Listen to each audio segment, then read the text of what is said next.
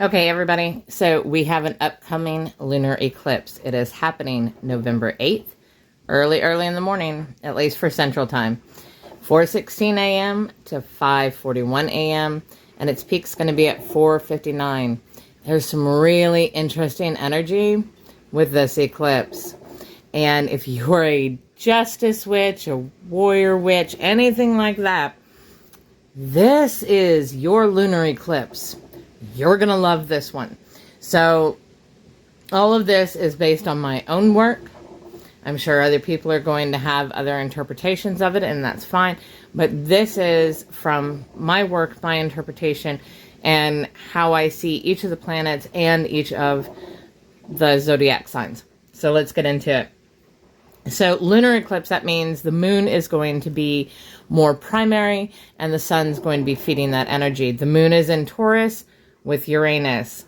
So it's all about breaking the old so something new can grow.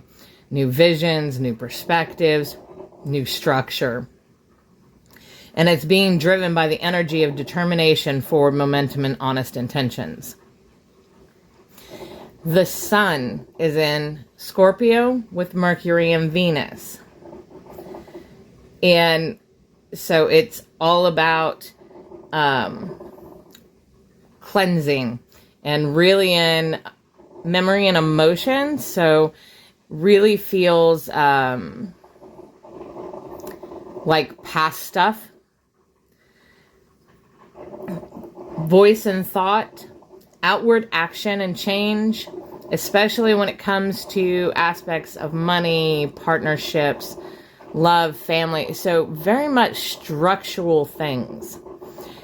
And the driving force behind it, the energy behind it that's driving it forward, power, resourcefulness, honesty again, passion, and sacrifice. Because you cannot gain something without losing something. Blessings and curses. Always something to keep in mind. So those are the two driving things. So this is really Tower. This is really about, burning something to ash so something completely new can grow. If you are trying to harness that energy, it's perfect time. Considering it's also November 8th, it's a little sketch because, that's in the United States. That's our election day. Be interesting to see what happens. So the other planets, as far as how they're associated, and it really goes to, more in depth of those energies that we were talking about with the moon and the sun. So you have Pluto in Capricorn, and it's kind of leaving its way out, but it's still in Capricorn. We're not finished yet with it. It's going to be a little while, but it's all about transformation and revelations. And the energies behind it are strategic and discipline, directed at wealth and tradition. So if you're thinking about this in the aspect of, this is destruction kind of energy, that transformation. So it's really a death and a rebirth. So Saturn is in Aquarius. It's all about structure, need versus want, responsibilities, wisdom, really structure. So again, we're talking about burning down structure. And the energy behind that is being inventive, humanistic. Kind of feel that one's important this time. Humanistic, progressive, and independence. Your next one is Neptune in Pisces. And we're talking intuition here, preserving forces, shape-shifting.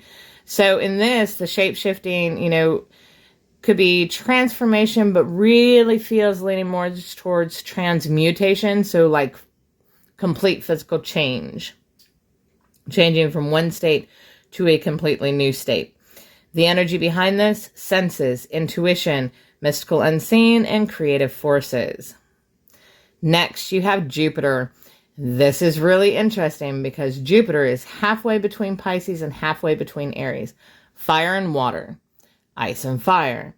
This is really about, again, that complete destruction in order for something new to grow. In Norse tradition, there is, in many traditions and in science, when water or when fire heats up ice and turns it into water, it releases new life. So fire and ice, fire and water, that's really what our balancer is doing right now.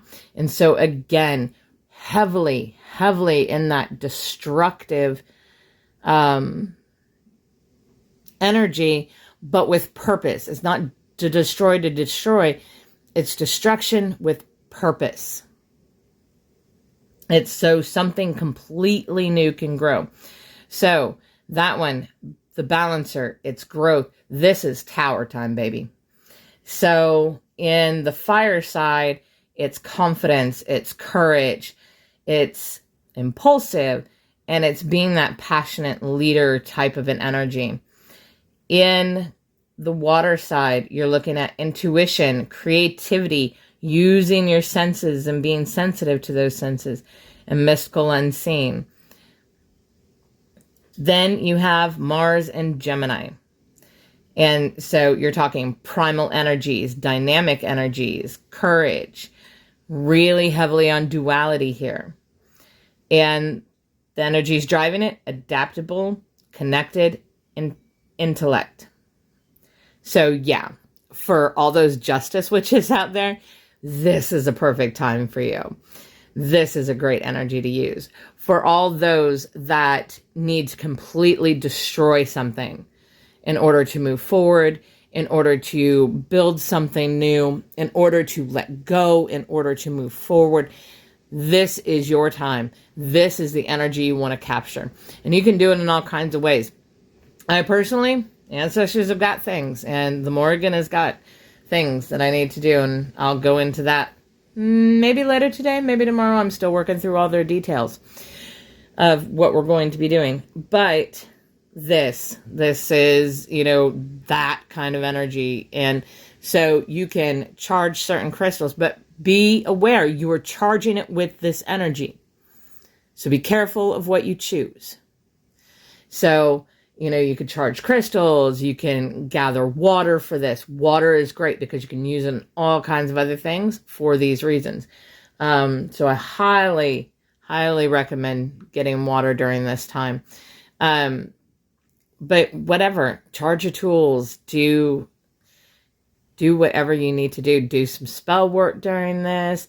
But just remember, you are dealing with some heavy destructive energy in order, burn to ash in order to bring something new in.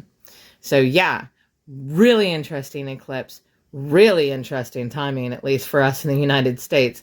November 8th, 4:16 a.m. is when it starts Central Time. It ends at 5:41 Central Time, and its peak is at 4:59 a.m.